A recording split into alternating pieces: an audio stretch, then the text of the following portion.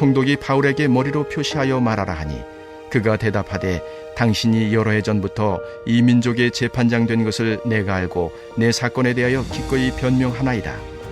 당신이 아실 수 있는 바와 같이 내가 예루살렘에 예배하러 올라간 지 12이틀밖에 안 되었고 그들은 내가 성전에서 누구와 변론하는 것이나 회당 또는 시중에서 무리를 소동하게 하는 것을 보지 못하였으니 이제 나를 고발하는 모든 일에 대하여 그들이 능히 당신 앞에 내세울 것이 없나이다. 그러나 이것을 당신께 고백하리이다. 나는 그들이 이단이라 하는 도를 따라 조상의 하나님을 섬기고 율법과 선지자들의 글에 기록된 것을 다 믿으며 그들이 기다리는 바 하나님께 향한 소망을 나도 가졌으니 곧 의인과 악인의 부활이 있으리라 함이니이다. 이것으로 말미암아 나도 하나님과 사람에 대하여 항상 양심의 거리낌이 없기를 힘쓰나이다. 여러 해 만에 내가 내 민족을 구제할 것과 제물을 가지고 와서 드리는 중에 내가 결례를 행하였고 모임도 없고 소동도 없이 성전에 있는 것을 그들이 보았나이다. 그러나 아시아로부터 온 어떤 유대인들이 있었으니 그들이 만일 나를 반대할 사건이 있으면 마땅히 당신 앞에 와서 고발하였을 것이요 그렇지 않으면 이 사람들이 내가 공회 앞에 섰을 때에 무슨 옳지 않은 것을 보았는가 말하라 하소서.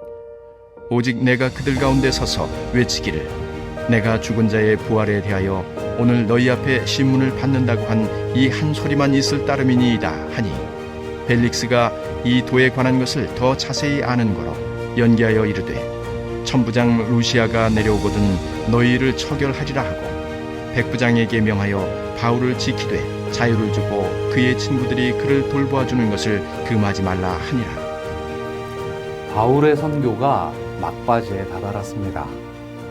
아쉽게도요, 바울의 선교여행의 최대 위기는 이 이방인에게 복음을 전하다가 받은 고난에 있지 않고요, 오히려 이 예루살렘 그리고 유대인에게서부터 시작되었습니다. 예루살렘에서 이 같은 민족인 유대인에게 복음을 전하려다가 체포돼서 재판길에 오릅니다. 사도행전을 보면요, 이제 종반에 다다르는데요, 21장부터 이 마지막 28장까지가 사도 바울의 이 선교 활동에 대한 이 변호의 과정으로 이루어집니다. 사울이 바울이 된 과정, 이방인 선교, 그리고 바울의 재판, 이렇게 세 가지로 나누어지죠. 사울이요, 이 바울이 된 과정은 이 강권적인 은혜로 이루어졌습니다. 예수님께서 직접 나타나서 만나주셨어요.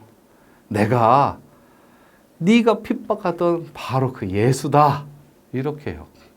그리고 그 이후에는 이방인 선교는 바로 성령님이 이끄시는 역사다라는 걸 알려주지요. 마치 거대한 물줄기에 사울이 올라선 배처럼 이 이방 선교의 현장을 휩쓸고 다닙니다. 이제 21장부터는요, 기나긴 재판의 여정입니다.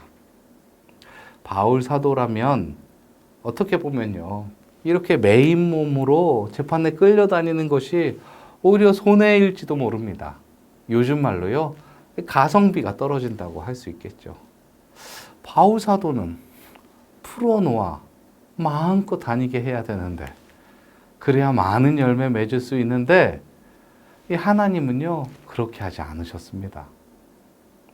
사도행전도요, 이 거의 3분의 1에 가까운 분량을 이 재판 여정에 할애하고 있습니다.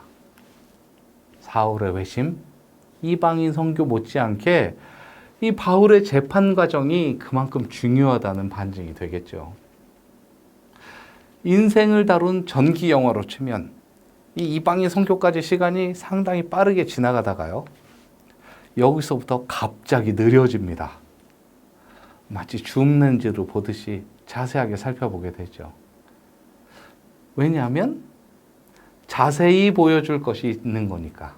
중요한 장면이니까 그렇습니다. 고발, 변호, 고초가 이 반복되는 과정 속에서요. 결과가 어떻게 될까요? 결국은 28장 31절처럼 하나님 나라를 전파하며 주 예수 그리스도에 관한 모든 것을 담대하게 거침없이 가르치더라. 이렇게 결론이 납니다. 반복되는 이 재판의 과정을 통해 나온 결론이요. 예수 그리스도의 복음을 전하는 것은 죄가 없다. 어떤 정치적 의도도 없으며 이 순전한 종교의 영역이다.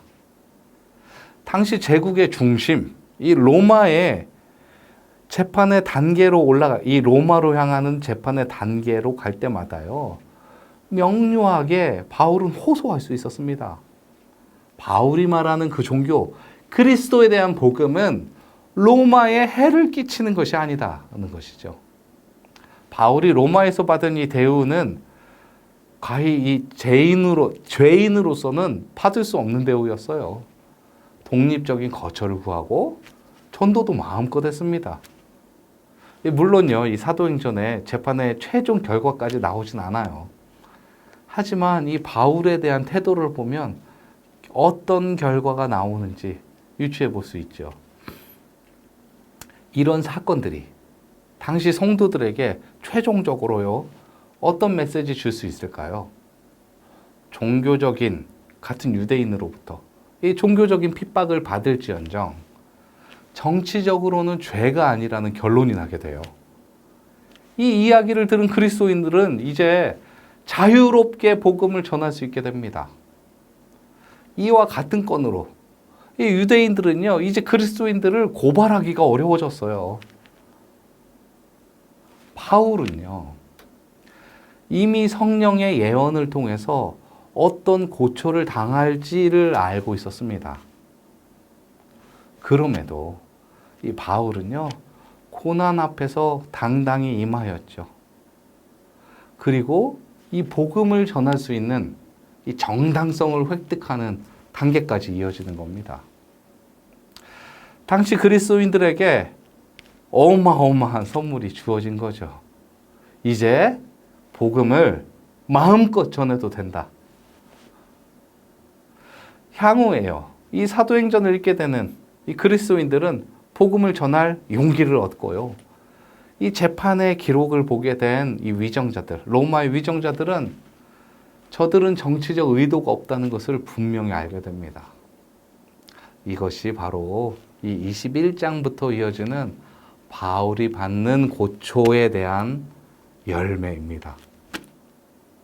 가능한 모든 재판 과정에서 참여하면서 무죄로서의 기록을 남기죠. 이후에 역사적으로 보면 이후에 그리스도인들은 폭발적으로 부흥합니다. 오늘 본문으로 다시 들어가 보면요, 이 바울은 이러한 결과를 얻기 위해서 얼마나 지혜롭게 행동했는지도 알 수 있어요. 바울은요, 권위자를 존중했습니다. 이 위정자를 존중했는데, 그때 어땠냐면 10절에 이 머리로 까딱까딱 표시하면서 한번 말해보라는 식으로 얘기하거든요. 이런 수준으로 이 바울을 대했는데, 바울은 이 재판관인 위정자에게 정중하게 대합니다. 최대한 존중하죠. 그리고 자신의 상황을 상세하게 해명합니다. 바울은요, 이 예루살렘으로 올 때, 심지어요, 구제할 제목까지도 가져왔다고 고백해요. 그리고 또 결례를 행하여 유대인들이 기존에 가지고 있는 풍습을 존중하기까지 합니다. 복음을 전하기 위해 마치 우격다짐으로 내가 전할 거야 하고 와서 막 전한 게 아니에요. 존중, 섬김이 이 복음을 전하는 이 뒷 배경에 함께 있었다는 것을 고백을 통해서 알 수 있었던 거죠. 이러니까 이 재판을 하는 총독 입장에서는 오히려 이 유대인들, 바울을 고발한 유대인들이 배은망덕해 보이죠. 이 종교적인 색채를 빼고 정치적으로만 보면요. 재판의 결과 어떻게 됐냐면 23절, 바울을 지키되 자유를 주고 그의 친구들이 그를 돌보게 하라. 유대인들이 바울을 고발할수록요, 바울의 무고함만 증명됩니다. 정리해 보겠습니다. 분명히요, 이 성령의 예언을 통해서 바울의 고난이 분명히 예상되었고, 그리고 또 고난을 받게 되죠. 그럼에도 바울은 어떻게 하냐면 과감히 고백해요. 20장 24절에 내가 달려갈 길과 주 예수께 받은 사명, 곧 하나님의 은혜의 복음을 증언하는 일을 마치려 하면은 나의 생명조차 조금도 귀한 것으로 여기지 아니하노라. 예견된 고난 속에서 바울은요, 자신의 사명을 위해 과감히 결단한 겁니다. 그리고 이를 통한 열매는 어쩌면 바울 사도 혼자서 할 수 없는 대부흥의 기반, 정당성을 마련하는 결과로 이어지는 거죠. 복음으로 인해? 아니면 내가 그리스도인인 것으로 인해 혹여라도 차별과 고난 받으시는 우리 성도님 계신가요? 아니면 또는요, 이 복음에 순종하는 것으로 인해서 지치고 힘든 가운데 있으신 분 계신가요? 오늘 말씀을 통해서요, 큰 위로 받으셨으면 좋겠습니다. 그 길의 결과 끝이 성령님의 인도하심으로 말미암은 거라면 그 끝이 하나님의 큰 선물, 대부흥의 전초가 되는 일도 있을 수 있으니까요. 조금 더 과감해지십시오. 여러분이 받는 고난을 통해 성령님께서 오히려 상황을 역전시켜가지고 말씀드렸던 것처럼 복음을 위한 부흥의 통로로 사용하실 것이라 믿습니다. 우리 기도하실까요? 기도하실 때는 첫 번째, 주여 복음의 길로 향해 달려갈 때에 우리로 주저하지 않게 하옵소서. 우리의 고난으로 복음의 길을 열어주옵소서. 우리 두 번째 기도하실 때는요, 이 성령의 길을 이해하고 순종할 수 있는 지혜를 주옵소서. 우리 이 두 가지를 위해서 함께 기도하시겠습니다.